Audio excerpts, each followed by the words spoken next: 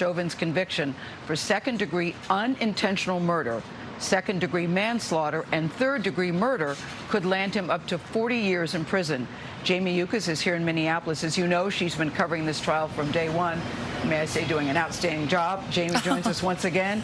You know, you would think we had an orange memo. We did not. We didn't. But it showed up like this. Instead of fashion, let's talk about the verdict, because, Jamie, it came back so quickly. I know. It seemed like the jury was on a mission, didn't it? Yes, at this very point? much so. So based on the information that we had from what we expected from court schedules, it appears that they worked in really an extra hour on Monday, and then they came in early yesterday. They also asked no questions, just got right down to business. We, the jury, in the above entitled matter as to count 1, unintentional second-degree murder while committing a felony, find the defendant guilty. After only about 10 hours of deliberation, the jury found Derek Chauvin guilty of all charges in the killing of George Floyd. The ex-police officer showed no emotion, even as he was handcuffed and led out of the courtroom and taken into custody. Meanwhile, cheers erupted from the Floyd family as the verdict was read. The excitement turned into tears as the relief sank in. I said I have faith that he will be convicted. It's been a long journey. George Floyd's brother, Philonis, gave emotional testimony during the trial. He says this is only the beginning of the fight for justice for his family and other Black Americans who don't see a guilty verdict. I'm going to put up a fight every day, because I'm not just fighting for George anymore. I'm fighting for everybody around this world.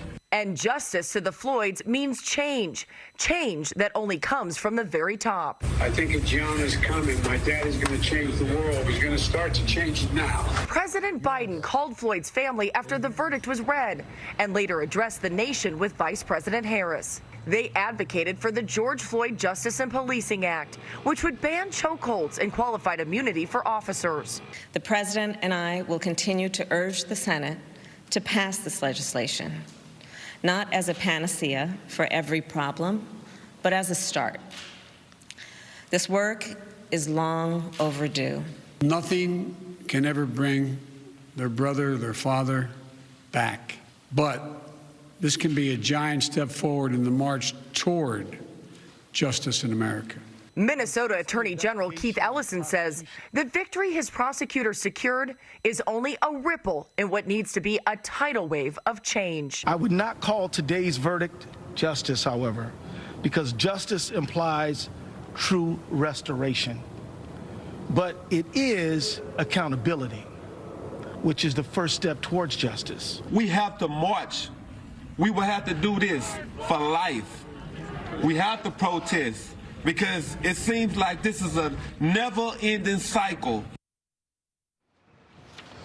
Chauvin will be sentenced in about 8 weeks. The other 3 officers involved in George Floyd's fatal arrest are set to go to trial in August for aiding and abetting second-degree murder and second-degree manslaughter charges. I also want to mention that Darnella Frazier, the teenager who captured that cell phone video that was so critical to this trial, posted her reaction to the verdict on her social media page saying, quote, Gail, George Floyd, we did it. Justice has been served. Of course, her testimony very important as well. Her testimony, her videotape, we were all very thankful to Darnella Frazier, because we would not be here if it was not for Darnella Frazier. But can we talk about sentencing for a second? Some of the charges carry up to 40 years, as the second-degree charge. What does that really mean in terms of sentencing, about what he could actually get? Well, it's interesting because under Minnesota sentencing guidelines, of course, the second-degree murder charge is 40 years. It drops, though, to 12 and a half because he doesn't have any other prior convictions. However, there's upward sentencing departure is what prosecutors are going to ask the judge for, which could increase it, we're told. I talked to some attorneys last night who said he could get 30 years because he not only, in their mind, abused his authority, which they will argue, but also committed these crimes in front of minors. Of course, that's why the prosecution brought that 9-year-old up on the stand. Many people wondering, why would you put a 9-year-old through testimony? This specifically was probably the prosecutor's reason why, so that they could ask for more time. I see. So is it clearly up to the judge? It is. It's solely up to the judge, and that was the defendant's choice. That's Derek Chauvin's choice. He could have had the jury decide that, but it's now in the hands of Judge Peter Cahill. And let's talk about the jury for a second, about the deliberations.